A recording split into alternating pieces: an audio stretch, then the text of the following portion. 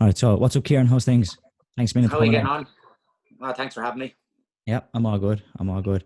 And it's like you're saying, how's your own training going around COVID and that? Like, you still managed to get some in and that?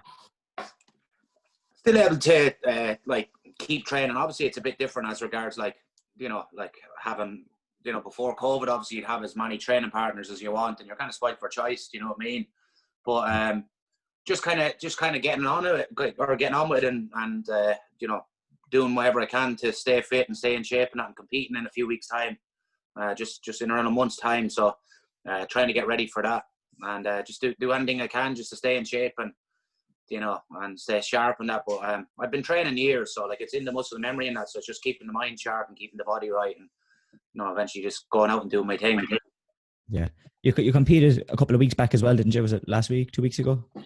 2 weeks ago on Polaris over in the UK. So I'm back on another big show in a month's time. I have to wait for them to announce it before I announce it. But yeah, it's a big one, and it's exciting. So I can't. I'm just grateful just to be able to compete. You know what I mean, with everything that's going on, because obviously, sure, like yourself and everyone else, like everyone had plans at the beginning of the year, and this was going to be my year, and same with everyone else, and that. And I had a lot of competitions mapped out, and that. But sure, obviously, things changed and that. But I'm just grateful to be able to compete on a couple of big shows and close out the year kind of like, I suppose, like as positive as I can for myself. Do you know what I mean? Considering everything that's going on. Yeah, that's one thing for us. Like in this whole roadmap that's been presented and restrictions, and that is for us. There's actually no stage and no level where we actually get to go back competing. So, Okay, right. that's one of the challenges. So like it was a constantly just, I suppose, getting back to training, I suppose, is the first thing. And looking at Yeah, when do we actually get to compete? Like, because how long is this going to be? Like, yeah, how long is this whole levels thing going to carry on for? Like, who knows? yeah. So, Who knows? Like I'm with myself, and I've been away like with a few competitions as regards like a few that I was coaching a few weeks ago in Milan. A few of the lads were fighting on Bellator. Um, mm, so like, and then obviously I was competing on Polaris a few weeks ago as well. But they're kind of like big shows, Well, they're big for MMA and big for Jiu-Jitsu and that type of stuff. So it's only kind of like the real big shows going ahead, like as far as I can see anyway. The UFC, Bellator, and this type of stuff. So because the money isn't in it for the smaller shows to be able to, you know, like put like or spend extra money on restrictions and different things that have to be in place, like COVID tests and all this kind of stuff. When we were at Bellator, we were like tested. We were brought to a hotel. We had to isolate in our room for 24 hours. We weren't allowed to leave the room, and that was just after getting our first COVID test. And then, like after 24 hours, when we got a result, we were allowed around the hotel where everyone else has been tested, but like not allowed really outside the hotel. And yeah. then before we went home, then we were tested again. So you'd imagine like keeping fighters and coaches not in a hotel, it costs like huge money. So it's only kind of like the big shows are in a position to be able to do that. Yeah. And in the shows as well that can afford to not have a crowd, I suppose, like, because any small show needs the crowd to make money, whereas 100%. like Bellator, Yeah. UFC, and that, like, they don't need the crowd, I suppose, as much as It's other stuff. they make their money, I think, through like sponsorship and like TV deals and that. So it's kind of like a different business model compared to your local show in a GA hall or a hotel. Yeah. And then, like, for the Polaris show, what was that like, having no crowd? I kind of enjoyed it, to be honest with you. Like, don't get me wrong, I feed off the crowd, like anyone else. Like when the crowd is there, like if you're in a bad, if you're in a bad position, or maybe you're tired and there's like 60 seconds left, and you hear the crowd and that, and that gives you like a push in that. But I suppose just because I've been like competing and training and that so long, I'm kind of used to it now, and it's for me, it's kind of like I have a goal to achieve, whether there's a crowd there or not. You know what I mean? But yeah, just felt like kind of an intense training session in the gym in a sense. We were like, because they have cameras and obviously that, like for UFC Fight Pass and that. But when you're in the moment and that, you're just literally just thinking about trying to get the win and doing everything you can. But yeah, no, I kind of enjoyed it. Obviously, I can't wait for crowds and that to come back. But Yeah. I'm just like I said, I'm just grateful just to be able to compete. I'd roll around the field there if I had the chance, and there was people betting on it or watching it. So. Was that the first time you'd fought in that kind of team format that was used for that one? First time doing a team format. Like I think there was like one other big show that I know that's done it. They're called Quint. It's the founders from Japan. He kind of runs it like they've done it in Japan, and they've done it like in Las Vegas, and they've got like a few big names on the show. So it was basically, I think it was inspired by that show. So then Polaris kind of put their own twist on it. So there was like 8 lads on the team, 4 lads under 75 kilos and 4 lads under 95 kilos from England and Ireland versus Europe. And basically it's kind of like a winner stays on, but then there's like different rules. Like you can sub someone off and you get like 2 subs and a half, and there's 2 40-minute halves.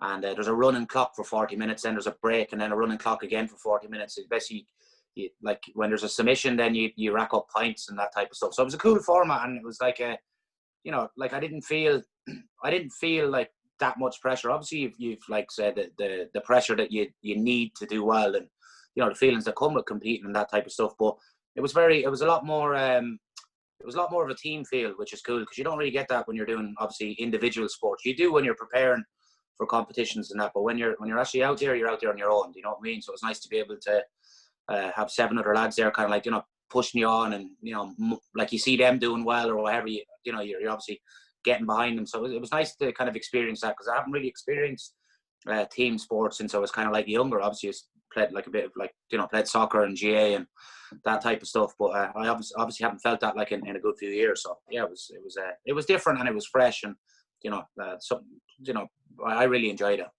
Yeah, like you said as well, like you're competing individual, so you're competing for yourself, and if you lose, you yourself it's lost. On you. Whereas, you know, there's pressure. You don't want to let the rest of the team down, which adds that feel. Yeah, like, you know, when you can get to win for the team, then you kind of it's a different feel to winning. It's a different feel. Yeah, you're right, and it's a lot like that as well. It's where like you want to win for the team, and you don't want to lose either for the team, because it's you know what I mean? Because like if you get caught in a submission or something like that, the way the rules is, your team loses points, or the other team gains points. You know, kind of like a football match or a soccer match or something. But yeah, no, but like I had a great time, especially like with all the lads on the team, and even the other team, like Team Europe. They're all like high level lads, and just to be able to compete alongside them and against them, that is like, you know, it's deadly, especially from when you kind of look at your first day walking in the gym, and then you get to compete against some of these lads that are probably black belts longer than I'm training, you know, which is cool as well. Yeah.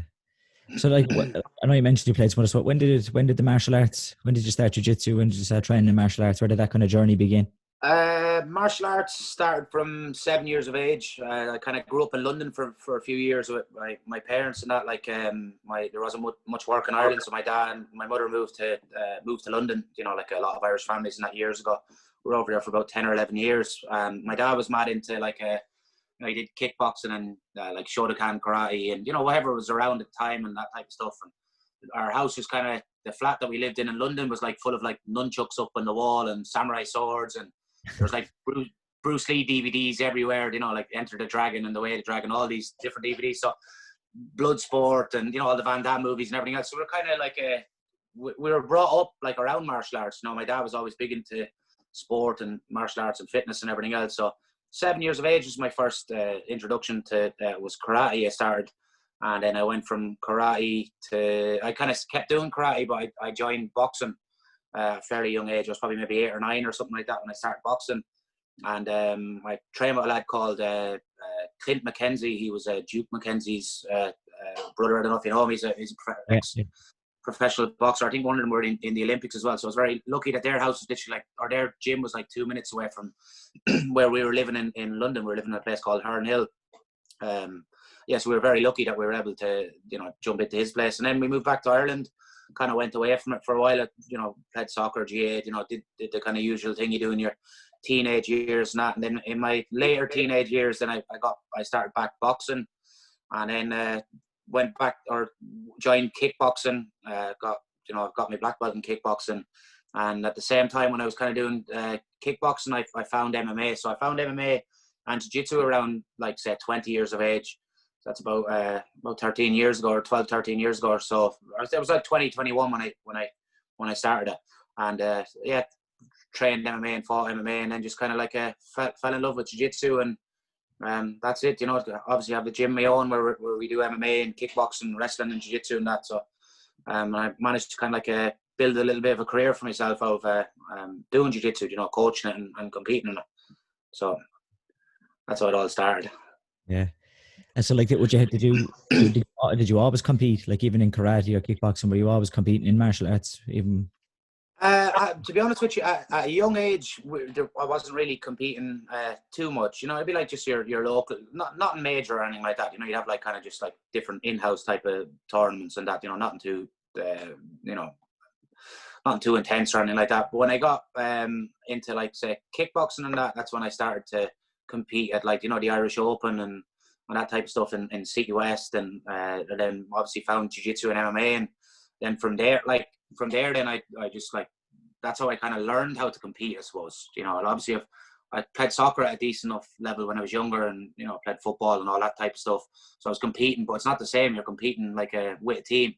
But it's probably the last 10 plus years, you know, where I've learned how to compete. You know, I've learned what works for me and what doesn't work for me, and I kind of, you know, I suppose like if you you learn from your wins, but you learn more from your losses and that. I know that sounds cliche and that, but I've made as many mistakes as possible, and I kind of think I have the right formula now. Now I don't have it perfected or anything like that, but I you know, I know the way my mindset should be. You know, a few weeks out, a few months out, or whatever else. I know how my body should feel. I should know, you know, I'm aware of all the feelings that you should have before competition, during a competition, and all that. I've just done it so many times now where I kind of, it's just a part of it. You know, I kind of, whenever I feel those like feelings that you get before a competition, I just kind of smile and I embrace it. And I'm like, all right, it's go time, you know. And yeah, I've just learned how to compete, you know, because I think there's a difference with learning how to, you know, fight or you know, use the skills that you have, whether it's through striking or grappling or MMA or whatever. But there's a difference then putting it together under the lights. I think that's a skill that has to be developed either from like a young age, or you can obviously develop it just by competing whenever you do start competing. Some people say some kids are born with it, and that maybe they are. I'm not too sure, but I don't think I was born with it. I always loved competing, especially like say whether it was through sports and that. But team or individual sports, now I really had to find like I really had to find a way that suits me and my style and my mindset and everything else. And I think I've found that. Yeah, it can be very much. I find throughout my time competing like that, it's been trial and error. Like Yeah. it's only when you kind of look back about like when you're in the moment, you don't realize like, oh, my mindset is bad right now. You know what I mean? It's when you look back. Yeah, 100%. You need to look back and you kind of go, do you know what, actually, maybe my mindset wasn't in the right place there, and then you can make adjustments. So it's like like that. It's trial and error. You don't know in the moment. 100%. You have to go through the process, go through the bad mindset to get to a better place.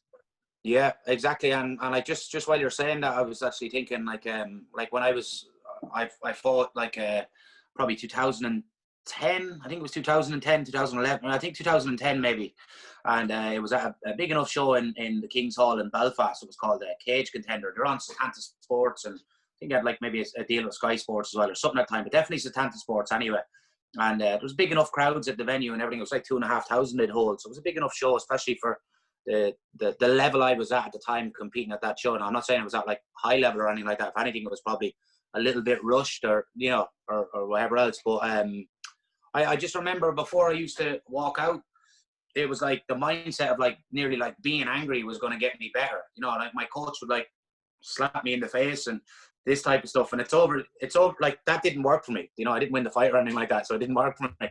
But it's only over the years that I realized that for me with competition, it's like, I like to be calm. You know, I like to be, you know, clear-minded. I like no emotion, you know, and I had to kind of find that for myself. Like, so instead of having music that kind of like, you know, before competition that like amps you up and has you like, you know, like pumps you up, like for training and that's great. And I don't mind that, you know, or if I'm doing like a strength and conditioning workout, I don't mind that. But when it comes to actual competing, I like to be kind of more mellow or more kind of like, you know, leveled and like ramped up or even too dialed down. So I kind of I know the feeling that, or I know the frequency that I should be at. So I don't want to be too dialed down. I don't want to be too ramped up. So I kind of have that perfect kind of balance now, I feel, for myself, you know, where I'm just like literally focused on the task that I have to, or the job that I have to do. And you know, I have the confidence in that in my training and everything over the years, and, you know, my preparation leading up to competitions and that. So I just kind of trust in the preparation, and I know where my mind should be. But to kind of cut a long story short, years ago, it was the other way around. It was like, you know, you'd be like listening to, I don't know, mad rap music or heavy metal music and then getting slapped in the face before you walk out and have a cage fight. You know, and sure, that wasn't the mentality that worked for me, but I had to go through that to find that. Yeah. Well, it's bad because they like that works, like you said, that works for you, but then there's, like you said, there's the other people, there's the other people who need the slap in the face and love the, exactly, the music. Yeah. Sometimes I might slap myself in the face if I felt like I was too dialed down. You know what I mean? Give yourself a slap and say, right, now it's go time. But don't let anyone else slap you in the face.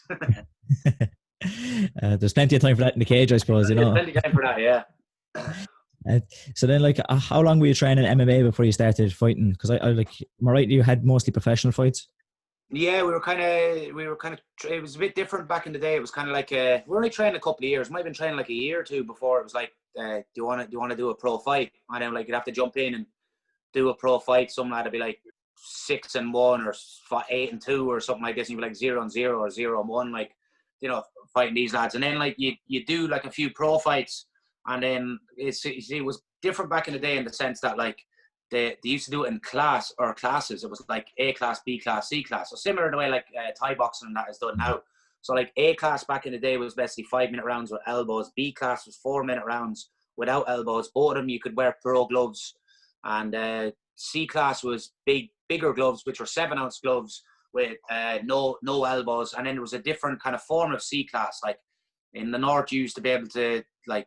They used to have maybe like you weren't allowed to strike in the ground, and then maybe down the south you're allowed to strike in the ground, and then different promotions would have different things. So 1 week you'd be doing like a pro fight, and then a couple of weeks later you could be doing like a semi-pro fight, and then it could be like an amateur fight, and then you'd be pegged back in at pro. So there was no kind of, back in the day for me at least, or any lads I kind of started out with, there was no kind of there was no path obviously to the UFC, or we didn't even know you could make a career of. We were just doing it just to learn how to defend ourselves. And then, you know, you train so much, then you're like, right, there's a fight, do you want to take it? You know, and your coach back in the day be kind of like, right, there's 6 lads training in the gym, you do fairly well, but the lads in the gym, right, you can fight. Do you know what I mean?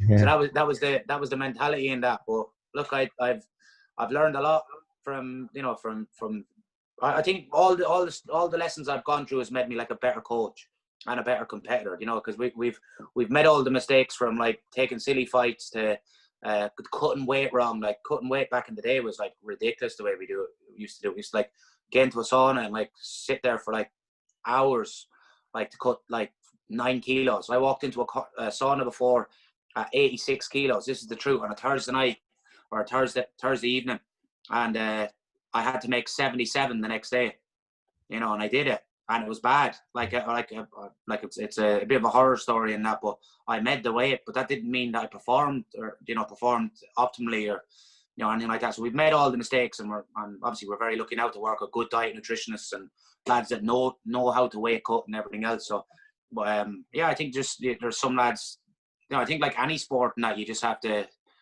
you know, you have to kind of figure out what works and what doesn't work. And MMA and Jiu-Jitsu is fairly new to like the mainstream, especially in Ireland. That like McGregor's kind of been the person that's, you know, kind of pushed it on to the mainstream and that. So it's a fairly new sport. Like UFC 1 was 1993, so there's still a lot of figuring out in that to do. Whereas like with the likes of boxing and that, like and wrestling, it's kind of been around at like the beginning of time.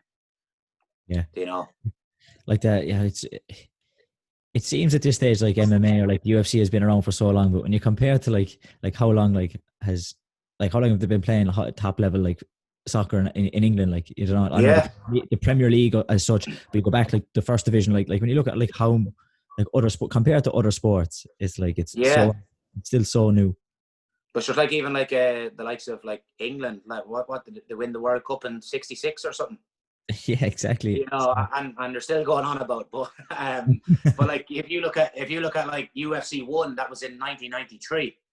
So there's obviously a big difference there. Like it's fair, like 1993 isn't that long ago. Like I was first kind of introduced to MMA as a young lad. Just come home from school and I'd be like doing my homework and that, sit beside the fire, and we'd have like Extreme Sports and Bravo on the telly. You know, grew up in a council estate and that, and meant to be doing my homework and that, and I'd like stick on, like it was cage fighting at the time. You know, I didn't really know much about MMA or anything like this, and I just watched the lads fight, like say in the early UFCs, and I'd watch like say there was like a few local shows that was on or like UK shows that would have been on like extreme sports, and I kind of watch it, and then I'd look at the lads like say fighting and that, and I just thought, you know, you kind of look up to them a bit. You thought they were in good shape and they were tough and they knew how to fight and knew how to handle themselves. And for me, then it was just kind of like, you know, I'd really like to get back into martial arts and that, or even like commit to it fully.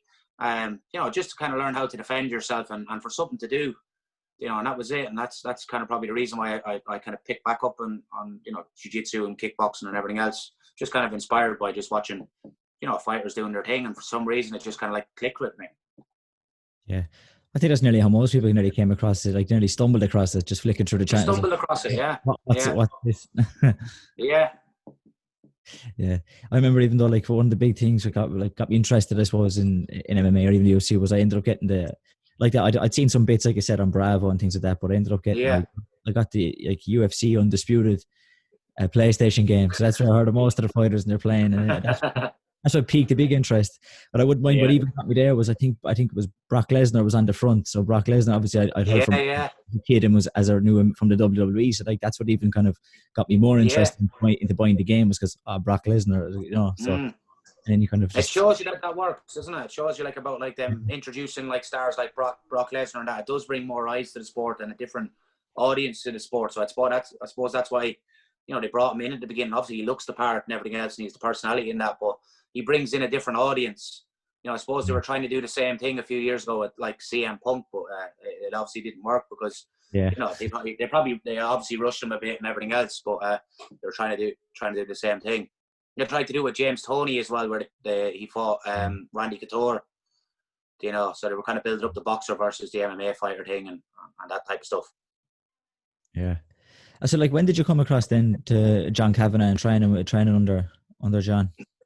So I first found out about John was like I was literally like back in the day when you had to like wait 10 minutes to Google something on the internet. I found like literally 2 places in Ireland that did like jiu-jitsu and MMA, and I seen jiu-jitsu obviously from like say watching the UFC and MMA and everything else, and I googled like I said MMA gyms, and I found one in Newry. And I found one in Dublin. So Dublin was John Kavanagh's, and the other one in Newry, can't remember the name of the one in Newry, but there was 2 that came up, and that's all I could find. And so then I was like, right, I have to get to Dublin to train. So then I was doing kickboxing and everything at the time, and I managed to get a number actually off my kickboxing coach of a lad that trained with John Kavanagh. His name was John Ging. He ended up being my first MMA and jiu-jitsu coach. So my old kickboxing coach gave me a number of a lad that does like just a bit of training with Max in a hall in Portlaoise, and he trained under John Kavanagh and fought under John and that. So basically I knocked on the door of I texted him, and he said, yeah, call over. You know, I texted him, asked him about training, called over. There were 6 or 7 lads like kicking the shite out of each other, listening to some heavy metal music in a mocker hall in Portlaoise with some dodgy mats and no lights in the toilets and whatever. I got the shite behind me in the first night and the rest of the nights after that, and I just kept going back. But cut a long story short, I was addicted to it straight away. You know, I really wanted to learn how to, you know, figure out this jiu-jitsu stuff and this wrestling and know how to like incorporate it like with striking and everything else. And I was just hooked straight away. You know, so it was just, for me, it was like when I was younger and I was always like a little bit rough, as in I'd be wrestling with my friends and, you know, I'd be a little bit, you know, just a little bit rougher around, you know, as in I didn't mind getting into fights or getting dirty or, you know, getting covered in muck type thing. So I was just a typical young lad. But yeah, so then my old coach, John Ging, was basically saying, look, I'm training up in John Kavanagh's now. If you want to come up and you know, get some extra training, then do. So we drove up there a couple of nights a week in Longmire Road. And I trained with John for, I think it was maybe 6 months to a year or something like that, give or take, somewhere in between that. And I was working at the time. So I'd come home from John's, and I was working on a building site. I was doing an apprenticeship as a bricklayer, and I'd come home at night after training in Kavanagh's place, and it'd be like 12:30 at night, and then I'd have to get up for work in the morning at like 6:30, 7 o'clock in the morning to go out to a building site and lay bricks and that. So it got a little bit tough to kind of keep it going. So my old coach kind of had like a bit of an affiliation then with SBG, and then we go up, we do drop-ins during the day whenever we could and so on. And then it got to a stage where I felt that like, you know, I wanted to pursue this full time and that. and this is probably like 2000 and maybe 11 or something like that, maybe 11 or something.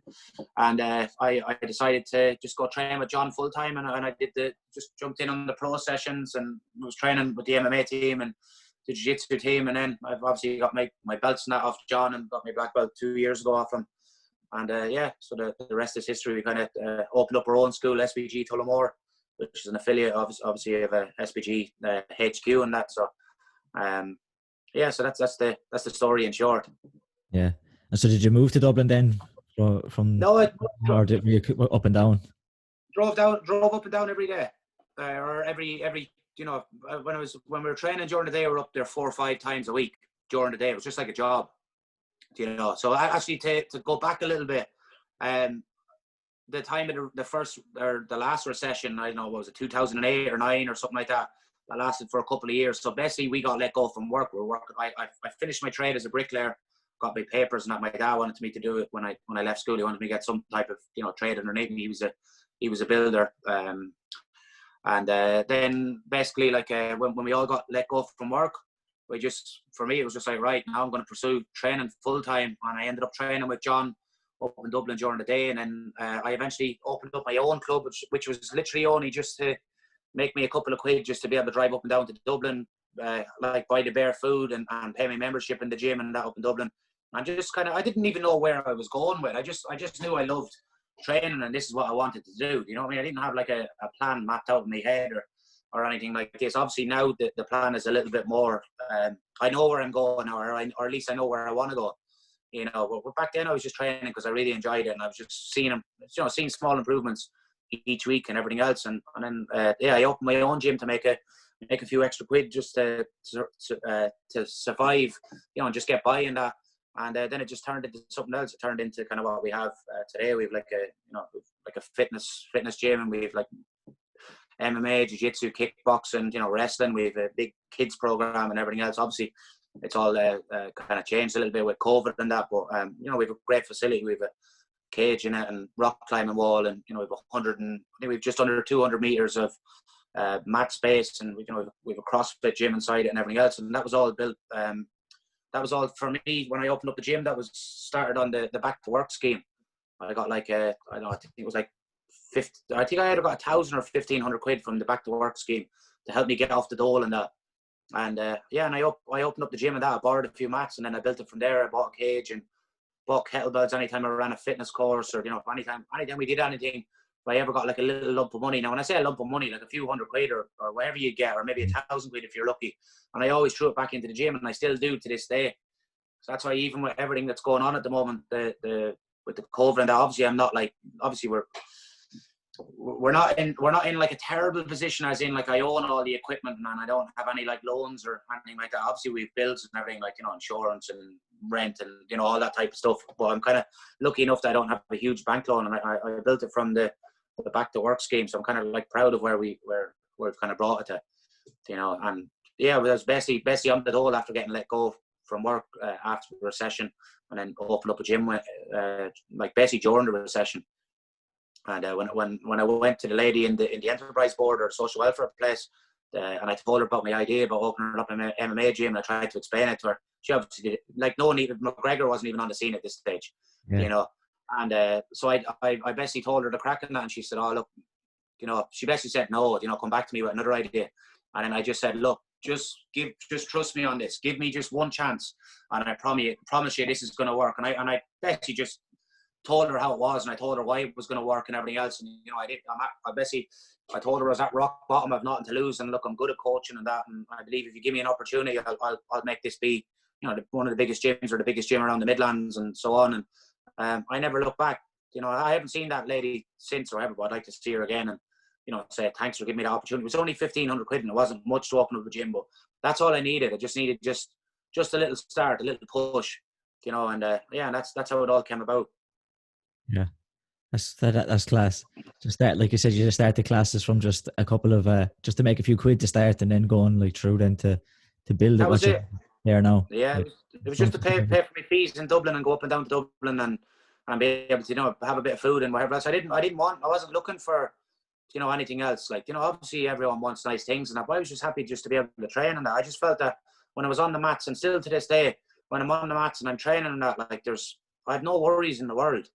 You know, that's my happy place. That's where it all makes sense. You know, I really enjoy training. I enjoy training with other people. I enjoy coaching. I love everything that comes with it. It's just, that's my reason why I get up in the morning. Obviously, like my family and everything else, but like as in my own goals, it's martial arts. Yeah. How do you find out balancing coaching with your own training? Do you find that having a full-time facility kind of helps that you kind of have the days to make it easier to balance? Yeah, I'm very lucky that the lads that I train with and I have, like, say, training under me and that are very good. We've some high level lads that compete out of gym and coach, and then I have some lads that have been training as long as I am that kind of train with me and that, like a few brown belts and that, and they started out with me, and like they're solid lads to have on the mat. And I like even a few of the older lads and that, they'd know, like, right, if Kieran has a competition coming up, a lot of them would offer to take like classes and that for me.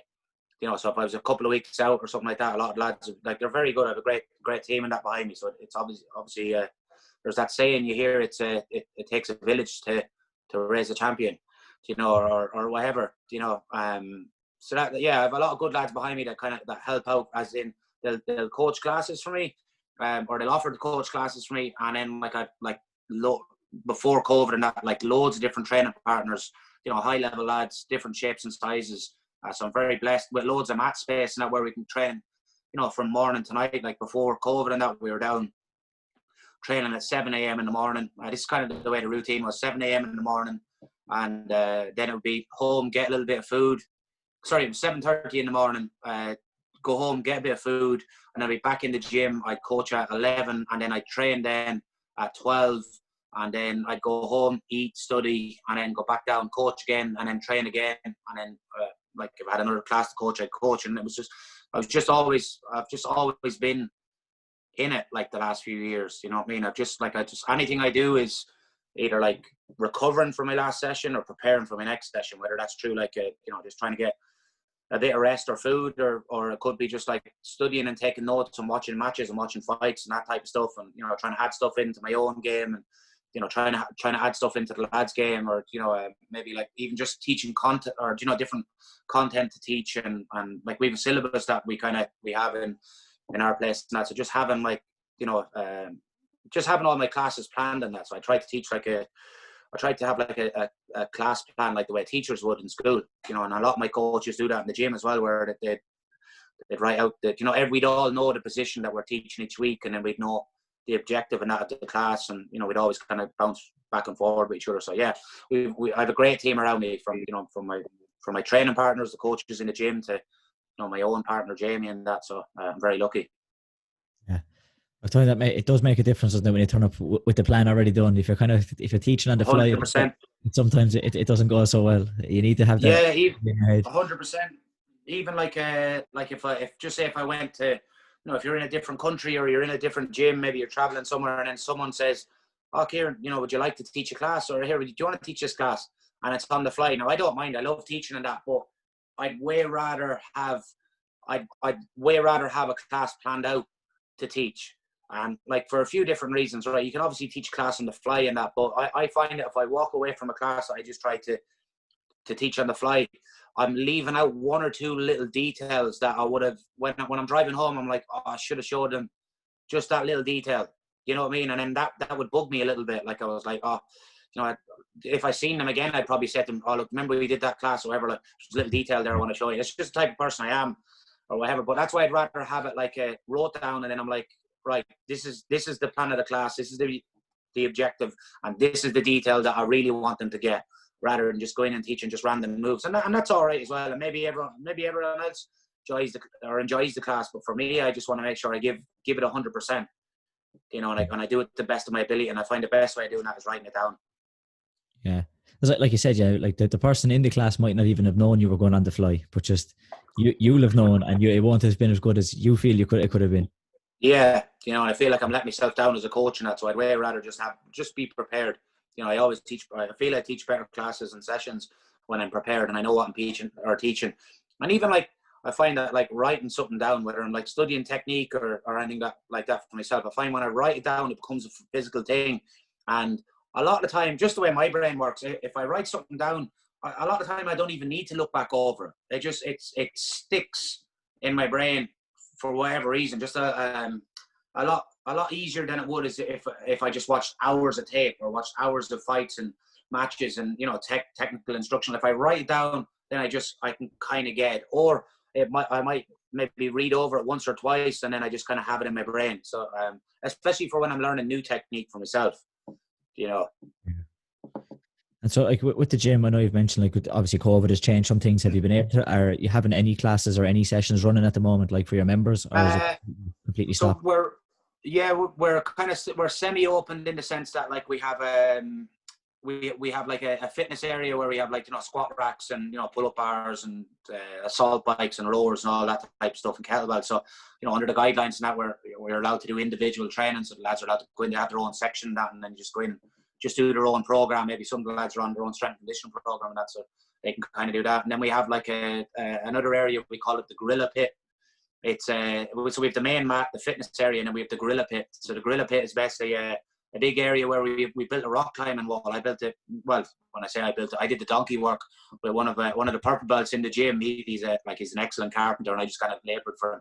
And we put up a deadly rock climbing wall, like, it's class. We painted it grey and the whole lot. And so basically in the gorilla pit, you have the rock climbing wall.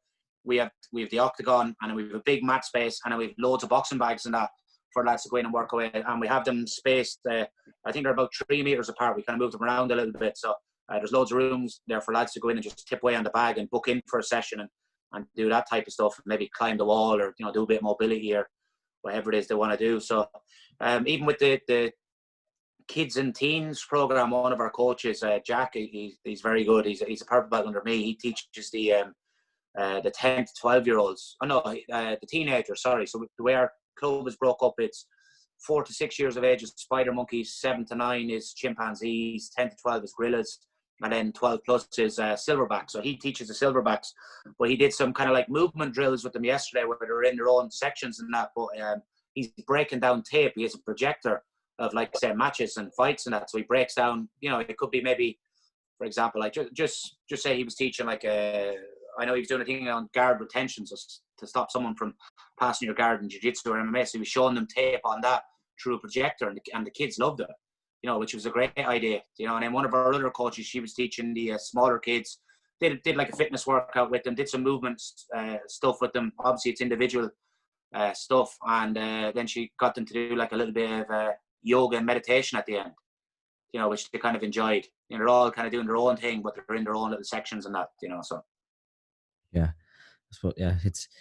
But that could all change next week or the following week. It looks like that, you know, they're on about even just seeing, like, I haven't been like following numbers too intensely or anything like that. Just from what I'm hearing from my partner, and that doesn't seem too good. And it looks like there's a few counties gone into full lockdown and that. So I suppose we'll cross that bridge when we come to it. But look, all you can do is take one day at a time, isn't it?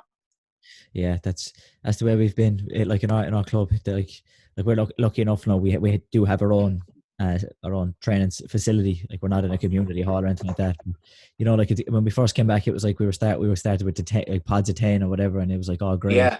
Well, it was like, oh, this isn't great.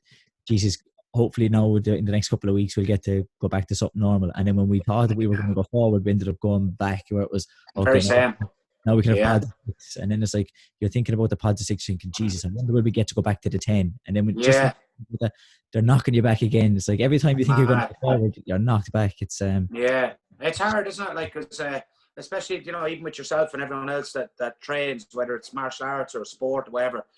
That's like for me anyway, and I presume for a lot of lads, even lads that I coach and that, like, you know, that's your release. Like, that's your thing that kind of balances you out each day. That's the thing that kind of stops you, like, maybe feeling, you know, depression or anxiety, or, you know. And I know this, like, people kind of get, you know, mental health and that is thrown around a lot lately, and, you know, over the last few years and everything else. But it really is true. Like if you don't have training and that, and you don't have, like, say, your tribe or your community around you, you feel different. I know I feel different. Even for me, like, I get to see some of the lads and that, you know, it's like, even like over the last couple of weeks and that, but not the way it was, like, say, in February or March or anything like that, where the gym was packed and buzzing, and then you'd have a bit of crack in the gym, and you'd all be training away and slagging each other, and just you like you nearly took it for granted that would always be there, So whenever it does come back, I think like a lot of people will have a bigger appreciation for it. Now I know that like as humans and that, like we forget easy as well. There was this thing in that first big lockdown we had. I noticed that like with myself and even just a few of my friends and that, everyone was trying new stuff and everyone was just trying to get by and keep their mind occupied and everything else. And you could see that people like had nearly like a new lease of life in the sense that they felt like I know for me anyway, I felt that like you get caught up in the rat race a little bit. And then when you had that lockdown, it kind of slowed you down and made you kind of reflect or assess, like, where, maybe the things that you're doing right or the things that maybe you could have been doing better on that. But then what I noticed was a few months after that lockdown, people just kind of some people just went back to the way they were. What I mean? So we do forget easy as well, but for me anyway, I'll try whatever I've learned in these lockdowns and this year, and I'll try to carry it forward to next year and, hopefully the next few years, but hopefully, hopefully there is a little bit of light at the end of the tunnel, and this time next year it might be a different conversation we're having. Yeah, like that. Even like you said, even just something small, like it was like the amount of people that you saw at the start. I felt like out walking, out running, that were out exercising, and it was great. It's great to see. But the thing is, like, how many people have kept that going forward? How many people did it? 100%. Because I can only get out of the house for the 30 minutes. I can only go to so how many people are just making use of that time? And now that like when it was opened up and free, how many people kept it up? It would have been great if they could keep it. So true. It's easy to stay motivated for a couple of weeks, a couple of months. Like yourself from training that, like how many people like drop off from martial arts, and that there's probably like thousands that go in through the gym doors over years and that, that don't stay, and it's the same with anything. People I think a lot of people want to be in shape or want to be a champion or want to be, fill in the blank, be able to play guitar, be able to sing or act or whatever it might be. But a lot of people don't want to put in the hours. They want the end result now. They want the 5-minute abs. That's the culture that we live in. 5-minute abs, and then there's someone selling 4-minute abs and this type of stuff. Like, like abs takes fucking, I don't know, years. I'm only using this as an example, but it takes consistency every day. With your diet and with your training and everything else. You don't just wake up one morning and have, say, abs, for example. It's the same with anything. It's the same with learning the guitar.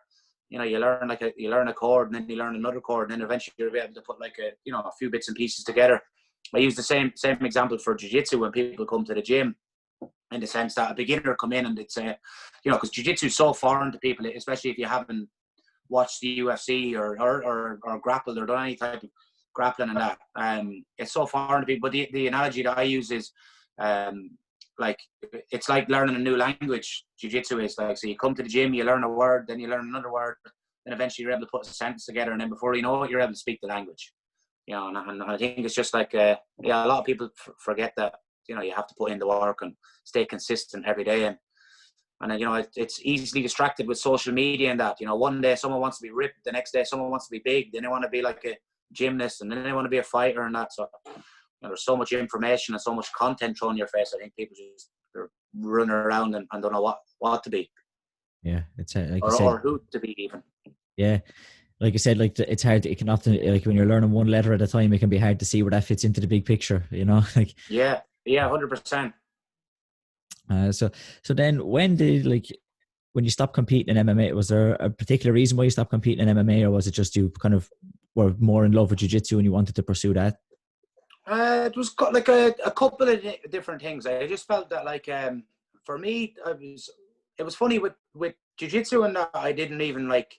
I never thought of myself as being like good at jiu-jitsu or anything like that. I just thought you'd have that typical kind of Irish mentality where it'd be like if you'd win a tournament or something like that doing jiu-jitsu, you're like, sure, I only won that because such and such wasn't there. I only won that because there was only 6 in my division, or sure, that's only that competition, or then I go to England and do well over there, and I'd be like, yeah, but sure, it was just that like Irish mentality, and it was funny. Jiu-jitsu was kind of like a weird one for me, so I just kind of felt that like with jiu-jitsu, and I just kind of clicked, as in like I just knew I enjoyed it, you know, and MMA, and I felt like I probably put like a bit too much pressure on myself, and I probably was that person that was trying to rush and trying to get to the top without like putting in the groundwork and that, and not for maybe like obviously for fault of my own, but not for, you know, maybe because we were back, it was the early days and no one knew, you know, what was going on, and you were thrown into different fights and that type of stuff. But I just felt that when I was doing jiu-jitsu, I just kind of like,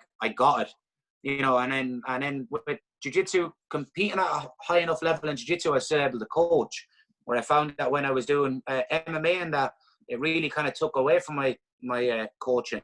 So that was one of the big reasons as well. I just felt that when I was doing MMA, I had to be more selfish, you know, as in the sense that like, and you have to be, because like it's a, you know, it's a tough sport and that, and you have to be all in. And if you're not all in, you're going to meet someone like the other side of the cage that's all in, that, you know, doesn't have a club, that doesn't have that much distractions. And the only thing that they have is the will to win, you know, to feed their family or to get to the top. So you have to be all in, you know, in a sense. So I just felt like when I was coaching and trying to run a club, it was hard to be all in with MMA. Now, back then, we probably didn't have the level that we have now in the club, you know, and that's true, obviously, like, you know, just years of training and lads showing up each day. Like, we have a great standard in the club now. But yeah, so back then I was kind of more, I suppose, hands-on as a coach, and I still am now. But we have a lot more classes now, and we have a lot more coaches teaching as well. So it's not just me. I'm not the only jiu-jitsu coach or whatever else. Like back in the day, I used to do like teach the fitness class, teach the MMA class, teach kids class, teach jiu-jitsu class, you know, teach striking class, you know. And I was literally just being like, I was burning the candle at both ends.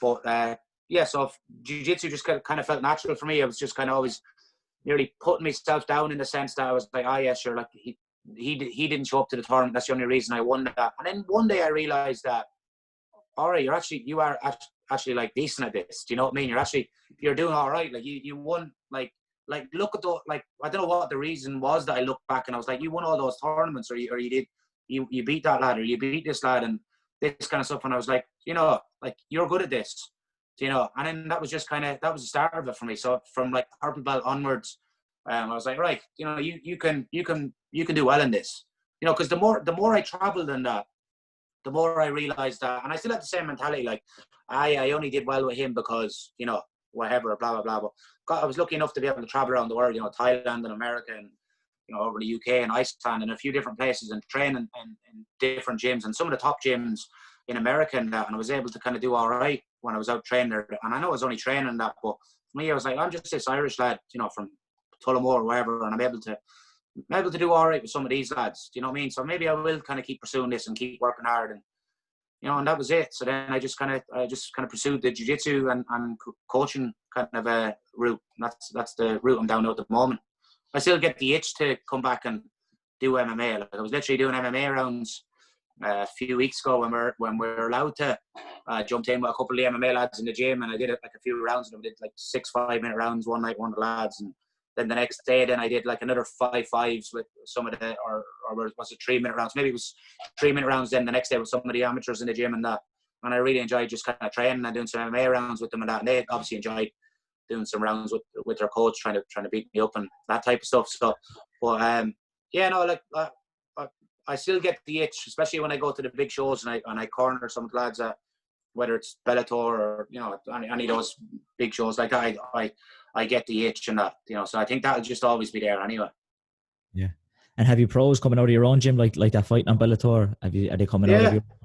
Well, we have the likes of like Charlie Ward trains with us, you know, so he does most of his training with us, and we have like the likes of like Will Flory that comes down from SBG Dublin that trains with us, and, you know, we have a few other pros that actually come in and train to work their grappling. Like we had John Phillips come in there recently to do some grappling and that with us, and you know, so you get a few different lads, you know, coming in and out and that type of stuff. And then we've like a good amateur team, which is the amateur you're probably not really going to see much of this year because of you know, everything that's going on. But the lads have been kind of working away, you know, throughout the whole year. They've been, whether they're allowed to train together or not, they were doing something, you know, they were doing strength conditioning, or when they're allowed to meet up, they meet up and train and everything else. So yeah, between jiu-jitsu and MMA, like we have a solid team, and hopefully when things come back to normal, we have a couple of lads that are ready to turn pro. you know. So, but look, that all depends on, you know, how long we're going to be like this as well. But yeah, we've a few good lads that compete on Bellator and that train in the gym. Yeah, so then when you graded to black belt, what you expected? Because I've heard a couple of times that, you know, guys have just kind of arrived to the gym and it's kind of you're grading today. Was that kind of, did that happen to you, or did you go into the grading essentially knowing you were grading? No, I didn't know I was gonna get it. So I was every year there's an SBG camp, so it's where all the SBGs around the world and that meet. And like I said, I do the European camp, which is held in John's place in SBG HQ. And I went up one Friday evening, and I was in early. I'd always like to go in early anyway, and just, you know, chat the lads and get a bit of mobility and stretching that before you jump into sessions and that. And there was a couple of seminars going on like that. That's the way the camps work. Like, so John was teaching a seminar, and then Matt Thornton was teaching a seminar, and another Matt's the founder of SBG. And then that weekend, like normally at the SBG camps, I'd have a couple of seminars that I teach as well. So I was meant to be teaching on the Saturday morning.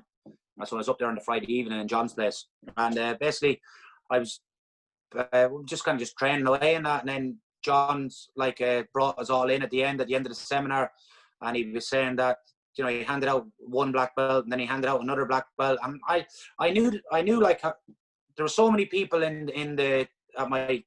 or telling me when I was a brown belt that, oh, you're a black belt, sure, look at these black belts that you're beating, you're getting your black belt, you know, you're getting your black belt. And this was like being told to me for like 2 years, and it's probably the worst thing that could happen, because, you know, you nearly expect it then in a sense. But then that night, I honestly, genuinely wasn't expecting it. And I don't know if it was because I was a little bit more mature, or I was just like concentrating on competing at brown belt. But I honestly wasn't expecting it. And then when John, basically, I was the last person to get the black belt, so he handed out 2 that night. I'm John's 13th black belt. I think he's handed out like maybe 15 or 16 or something like that in total. And so at the end, he basically just said, look, this man has gone on a tear on the competition scene, and, you know, this and that, and whatever else. And I kind of had a feeling it was me. And then he said my name, and, you know, I was delighted to get it, but it was kind of at the same time, like, you know, honored to get it. And, you know, I put in so much work. It was like 10 plus years to get the jiu-jitsu black belt and that. But at the same time, there was a small bit of sadness, in the sense that I was like, this was the goal. This is what I was chasing. You know, and it took me maybe 6 months to a year to, as a black belt, to go, right, you're really only getting started now. Now you're going to start learning. You know, I'm a black belt 2 years this month.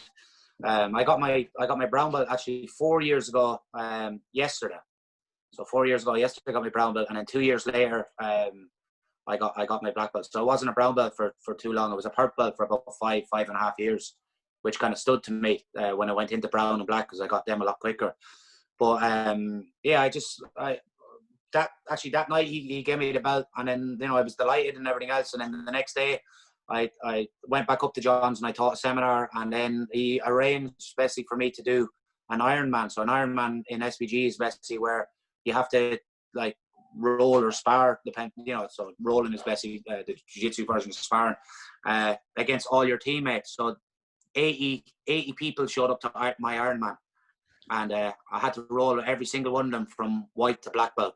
But I was very lucky I got to do that in my own gym, and that was done on the Monday night in my own gym. So basically for that, you have to wear the gi and that when you're getting graded in jiu-jitsu. You can obviously compete in no gi if you want, but so I wore the gi, but I didn't wear the black belt. I just kind of hung it up on top of the cage, and then I just rolled from white to black belt with 80 people to submission, and then tied the black belt down on the end. So it was really nice.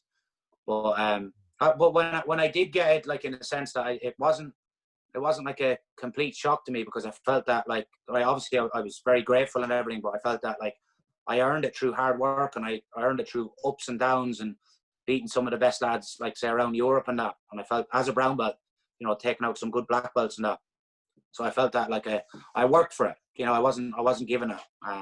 I'm very grateful and everything that I was able to achieve it and that. But I honestly believe that it only starts now for me.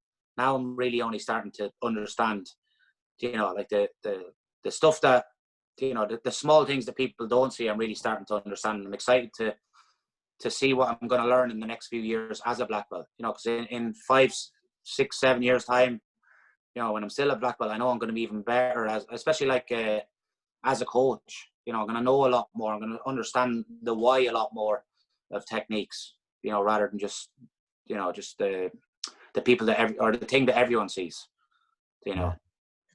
I suppose that even happen. I think that kind of can potentially happen a lot. Is like you said, like when you achieve your goal. Like your goal was to be a black belt. Other goals for other people could be to win a certain tournament, could be to be a world champion. And then when you achieve that, it can be a hard reset of where do you go from there. Like, because sometimes it can feel like you've completed it, you know. But 100%. it takes some time to refocus and find that new goal. And like you said, now you've found the new. Like it's like the journey is only starting again. Yeah, like even the last Polaris event I did like a few weeks ago, like obviously like training that was very strict and diet and the whole lot, and then after it, when it was done, I was like, I just felt a little bit lost in the sense that like after like a week or so, I was like, oh, I'm bored now. I've nothing to prepare for. Do you know what I mean? I just felt like, because I'm not coaching in the gym because of everything that's going on. So I'm training a couple of times a day, but there's only so many times you can train, and there's only so much like matches and fights that you can watch. You know what I mean? And I do watch a good bit. I watch hours of it on that, like say most days. But then I just felt like a little bit bored. Like I didn't have like a goal to work towards, in a sense. And then I got an offer the other day to take like a jump in on a big kind of tournament or match, which is going to be streamed to a big audience, and that which I think they'll be announcing fairly soon. So then that just kind of like pumped me back up again, and I was like, right, now we're back in not like you're back in kind of competition mode again. You know, the diet's back on track, and you know, I'm starting to train a little bit more intense and everything else, and get ready for this competition in a few weeks' time. And would you train mostly no gi or gi, or do you have that, or do you have a balance? Do you still train in both? If I didn't have a competition coming up, I'd train. It'd be fairly balanced. Maybe leaning a little bit more towards no-gi because you know, from the MMA background and everything else, I really enjoy no-gi. But I love training in the gi. Over the last few years, I've had like when you kind of do super fights in jiu-jitsu where they like match, like say one lad, say from Ireland against another lad from the UK or something. Like that was mostly done in no-gi, because like the kind of thing behind gi and no-gi is no-gi is meant to be more exciting, as in, you know, it's kind of faster paced and everything else. Now gi can be very exciting depending on the athletes and that you get as well. But if I'm closer to a competition, then I don't put on the gi unless I'm teaching. You know, so if I'm getting ready for a no-gi competition, then I'm just gonna wear no-gi stuff unless I'm teaching in the gi. And then like if I'm getting ready for a gi competition, I'll do very little, if any, no-gi, you know. So the game for me, gi and no-gi, doesn't change too much. Obviously the grips and that are a little bit different, and that, so it just takes a while to kind of adjust it. And obviously now these days you have like specialists. You have some lads that just do no-gi and lads that just do the gi. You know, I've competed a lot more in no-gi, but I definitely enjoy training and competing in the gi. It's just the offers I've got and the different kind of matches now over the years have mostly been no-gi matches, so it was very hard to turn them down. Yeah. And would you look to compete, like obviously being on Polaris, would you look to maybe compete on one of like the tournaments like ADCC or? Yeah, ADCC. That's my main focus at the moment. So until this match kind of got offered to me the other day, was basically when I finished that Polaris competition, I was basically right now the main, because I thought there was going to be no other competition for me this year, because I thought the big tournaments were kind of done, or the big the ones on Fight Pass and this type of stuff, they were done. I wasn't going to get another shot this year. So I was like, right, now you're preparing for ADCC. So basically the way to do it is there's ADCC European trials, and I've competed in them like last year up in Poland. I did all right in them. Like I got a couple of wins, and then I lost one then by 2 points to a really good lad. His name's Oscar Piacciotta. He's a Polish black belt. He's a UFC middleweight at the moment. And he's been in ADCC before, and he's beat the ADCC absolute champion. So, and I felt very good against him. And I kind of just a takedown lost me the match. But look, it is what it is. I learned, and I felt that like after competing with someone like at that level, I was like, yeah, do you know what? Not only do I belong here, I can beat these lads. Like my whole thing before was nearly like I'd always say, I can hang with these lads, or I can do well with these lads. And I was like, over the last couple of years, I was like, you know what, fuck that. Stop saying that. Like, stop saying you can hang with these lads and you can compete with these lads. You can beat these lads. You know what I mean? Because it's a mindset. You're nearly there. You're nearly there to just make up the numbers, or nearly there to just go, oh, I did well, or he didn't get me. And I was like, no, you've known this for years. You know, you're good enough to beat these lads. You know what I mean? These lads have to prepare for you. Do you know what I mean? Like, you've developed a skill where, you know, without sounding cocky or anything like that, but you put the work in, you put the time in just as much, if not more, than these lads. You know what I mean? Just because they're Instagram famous or YouTube famous doesn't make them any better than you are. But yeah, so that's what I've kind of learned from that. But yeah, that's my main focus, is to do the European trials whenever they open back up. They were meant to be in Moldova in October, then they moved them to Poland, but now it looks like Poland isn't going ahead this year. So hopefully maybe first quarter next year or first half next year we'll get the trials. But and if you win the trials, then you go to the ADCC Worlds, which is massive, you know. So yeah, I think maybe do you think it was maybe that Irish mentality you were carrying even into that? Like, you can, like, oh, I can hang with these guys, like, yeah, like you had before. It was still carrying over.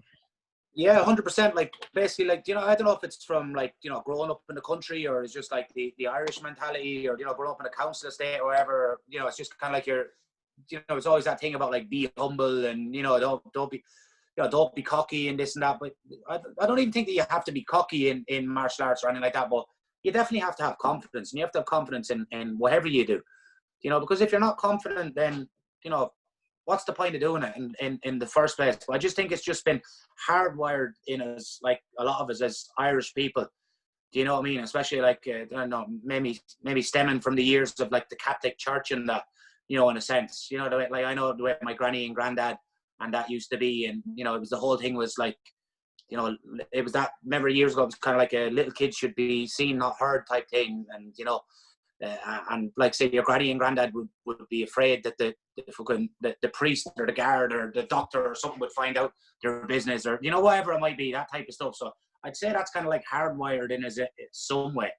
You know, it definitely is, maybe through me or something like that. I don't know what it is, but, you know, obviously I want to, like, remain humble, because that's who I am. But, you know, at the end of the day, you need confidence to win these competitions, and I am confident. And when I do step onto the mat and I do my thing, like, I'm 100% confident that, you know, I'm gonna give it 100%. And, you know, if I get the win, great, and if I don't, well, then I'll learn and I'll go back to the drawing board. You know, but you have to be confident, and if you're not, you have to develop confidence. You know.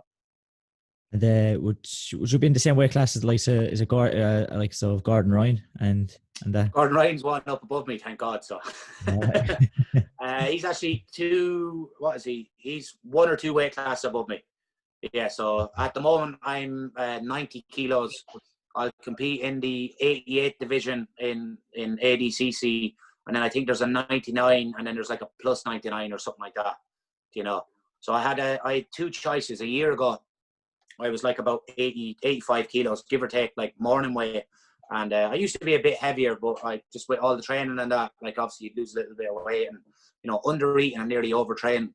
But I met a lad last year. His name is Tristan Kennedy. He's a diet nutritionist for Conor McGregor and that. And he basically kind of took me on, and he does my diet nutrition, and he's unreal. But when we first met, the choices I had for ADCC, because this has been the goal the last couple of years, and especially more so in the last year and that, where I feel that, like, I have a good chance of doing well in it. He said to me, look, would you rather go down in weight? So I'm at 85 kilos.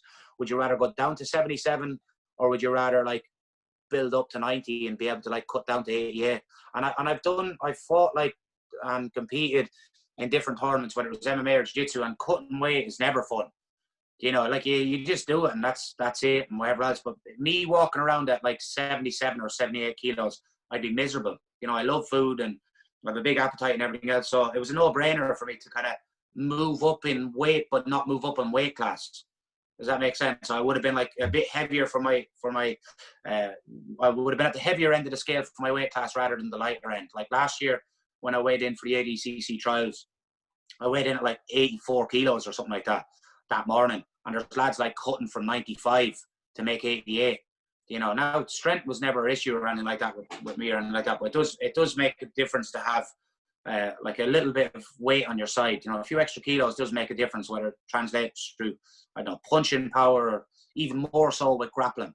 You know, that extra bit of heavy weight in that in certain positions, that makes a difference. So I started working with Tristan about a year ago, and he has me up to 90 kilos now. So when we do get to the ADCC trials, it'll just be like an easy little cut. I'll cut 2 kilos and then I'll be good to go. Yeah. And the plan isn't to go up any further than that. The plan is to stay around 90. He wants me to kind of maybe get to, his goal is, I met him out in Milan a couple of weeks ago when we were at Bellator, and that he was working with a lot of the fighters. I was chatting to him there. His plan was for me to go up, like, just keep putting on a bit of size till Christmas, you know, so try get up an extra, 2 kilos or a kilo or so. And he said when January comes around, then what we'll do is we'll have you walking around at like this is his words, not mine now, but it does sound great. He said we'll have you walking around at a shredded 90, you know, which would be great, you know. So shredded 90 or 88 would be great, you know. So that, and look, I trust him. He's a master's degree in diet and nutrition. I think he got his master's degree in Trinity and that. So he knows his stuff, and even more so, like, he's very good at like explaining it, like in layman's terms. And he's very good at explaining why rather than just telling you what to do as well, you know. And he's easy to get on with and that as well. So. But yeah, that's the plan anyway. Try just keep kind of put on a little bit of size, as clean as I can, till Christmas, and then after Christmas, all going well. If I still have the weight on and that, then cut just a small bit, you know. So he's letting you have a good Christmas. Let me have a good Christmas, yeah. But I don't mind. Winter and well, I think it's called, is it? Winter and well. Yeah, I don't really mind at the moment because like the calories that he has me on is huge. Like I'm on like just shy of 5,000 calories each day, you know, which is a good bit, especially clean calories. So like when he does take me down, you know, a few calories in that, like even like if he brings me down to, I don't know, 4.5 or 4,000 calories, still getting a decent amount of meals, you know, and a lot of food and that into me. But because I burn so much calories in that, like I'm still going to lose weight. You know, it's kind of obvious anyway. I'd be, you know, if I drop down to just say, for example, the number is 4,000 calories, which it wouldn't be that much of a drop. If it was, you know, you're obviously gonna lose weight. But I suppose there's a sweet spot where you're gonna lose weight and still be able to perform and stay healthy and not get sick and all that. So that's why I kind of leave the numbers now up to him, because he knows what he's doing. Yeah. It definitely seems like that. Like a lot of the top guys, MMA guys, like in Ireland, are by Instagram. He's working with all the top guys. He is the main go-to. Yeah, he is. Yeah, he's very good, and he's very approachable as well. And he's just like one of the lads, you know what I mean? But he's a genius when it comes to diet and nutrition. I know that word gets thrown around a good bit and that, but like he really is. He's there's a reason why all the lads are working with him. You know, he's easy to get on with as well. Yeah.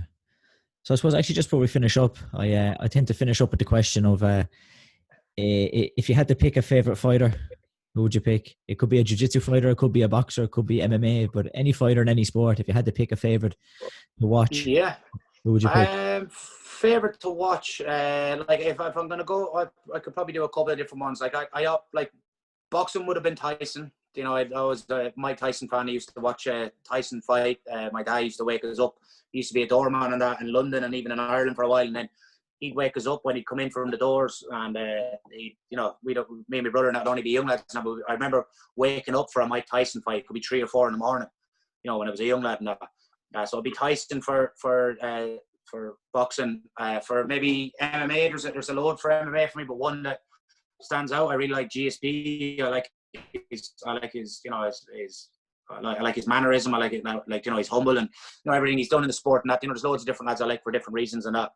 Yeah, GSP would be one for MMA, and then for jiu-jitsu, one of the lads that's kind of inspired me from the beginning and had a big influence on my game is Marcelo Garcia. So Marcelo Garcia is like a 9-time world champion, you know, very humble and hard work. And I was lucky I've trained with him a few times out in New York City and that. So you know, he's a beast and he's kind of won everything in that. So yeah, jiu-jitsu Marcelo, boxing Mike Tyson, and MMA George St. Pierre. Ah, nice. So some good picks there. I definitely have the GSP would definitely be my favorite in MMA. And yeah, I think, like you said, a humble, and like, I think he kind of, I suppose you could say, like he represents everything, I suppose, that a high level. He represents martial arts well. You know, yeah, you know, the same Damien Maya and that. You know, they haven't lost the martial arts side of thing. And I know it's a fight, and I know it's MMA and that, but it's still cool to see, like, you know, the martial arts side of it. You know, you've even the likes of like Wonderboy Thompson, and you know, there's a few different lads, and there's respect there. All, and even Khabib is a great example as well. You know, he's very respectful and everything else. And then you know, because I think that can get lost, especially in the last few years with, you know, like social media and everything else. You know, everyone's mad to get Instagram famous, and you know, everyone's mad to, you know, talk shit and this type of stuff. But I suppose if you just be yourself in that, then that shines through. So I think like GSP and them are trying to be themselves. It was like John Jones, actually, or they are being themselves. It's like John Jones. Like when John Jones was pretend to be sound and pretend to be, you know, like a choir boy and that, everyone was like, stop. You know, that's cringy. Like, just be John Jones, the lad that goes nuts and whatever else. And then people like him more because he's just being himself. He's the bad boy, in a sense, you know, rather than just pretend to be, you know, just the complete opposite to what he is. So, or, you know, if you're trying to fake it, I think that'll come out. Yeah, in the end, the fakeness shines through. Like, you'll see through it. Like, you'll see through it in the end. But yeah, look, I think we'll leave it there. Thanks a million for coming on. Really enjoyed the chat. Really enjoyed hearing your story. I think that's a fantastic story about the gym and how you got it from where it started to where it is. I think that's a great story. Thanks very much for having me. I appreciate it, and enjoy chatting to you. And hopefully we'll be able to do it again after COVID and everything else, and things will be different. Yeah, definitely. Hopefully, like you said, that your gym and that gets back up to normal and classes get back to normal soon. Deadly. Thanks very much for having me on. Yeah, take care. All the best, man. No bother. Cheers.